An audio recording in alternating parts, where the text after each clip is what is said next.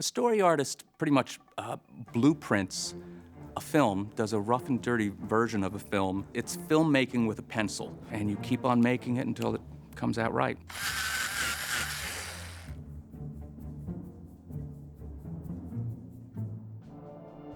We can't just start from a script. We have to see it visually because it's a visual medium. Storyboarding is drawing a comic strip of the movie. You have to understand everything that a real filmmaker does. It's story, it's writing, it's acting, it's staging, it's lighting. It's taking scripts, turning them into visuals. Sometimes we don't have scripts. Sometimes we have just an outline or maybe just a concept. It may just be the arc of a scene.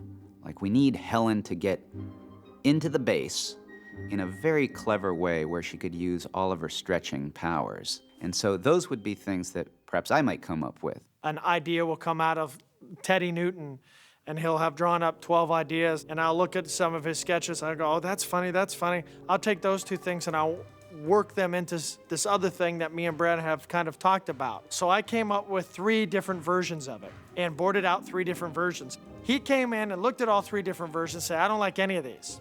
But he said, I like this part in this one, and this part in this one, and this part in this one. And so I took those parts from the 3 sequences, slapped them together, so we have a fantastic sequence in the movie. It's important not to get too attached to any one drawing or any one sequence that you do, because in the end, it's all disposable. You know, the story will determine what stays in and what gets cut.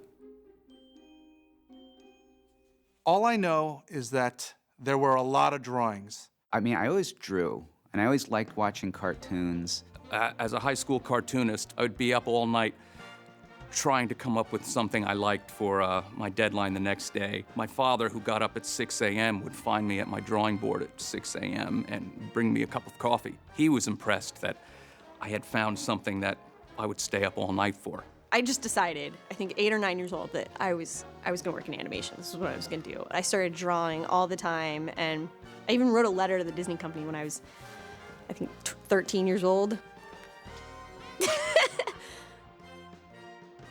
My first real job was probably as a stock boy at the food town. Making sure people didn't steal anything at my dad's grocery store. I was a grocery bagger.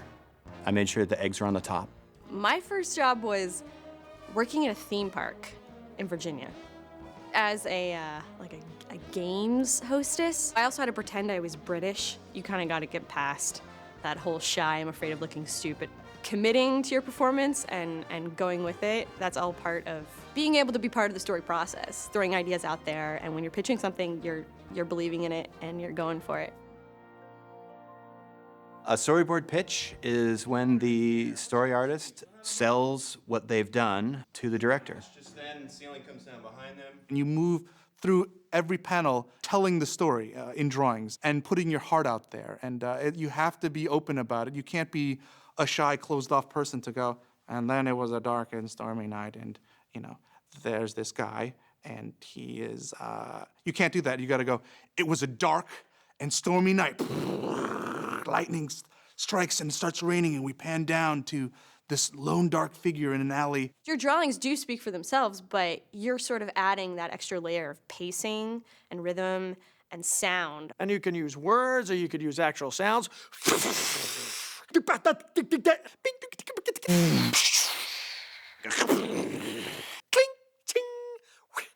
tink, tink, faboosh.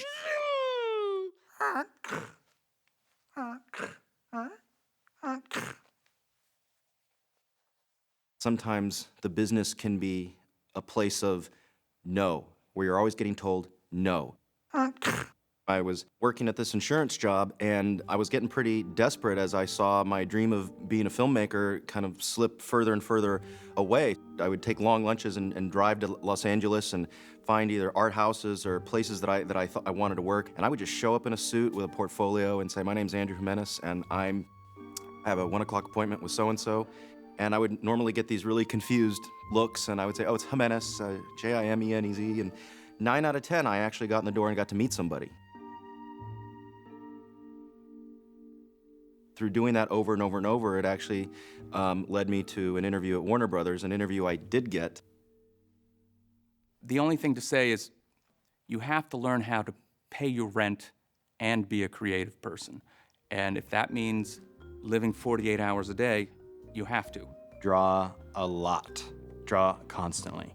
I think anybody who can draw, and no one can take that away from you, so develop those skills. Anybody that can paint, you can paint and don't need anyone else to tell you, no, you can't do that. Yes, you can. Learn how to draw and draw everything. There's the same advice which I took from the Disney people in their letter that they sent to me. Doing theater, drawing all the time, taking classes. Great story people have great characters because they lead interesting lives. They live outside of their work. They're photographers, they're pilots, they're chefs. They live life and they learn about things, and it's all necessary for the ingredients to telling a great story.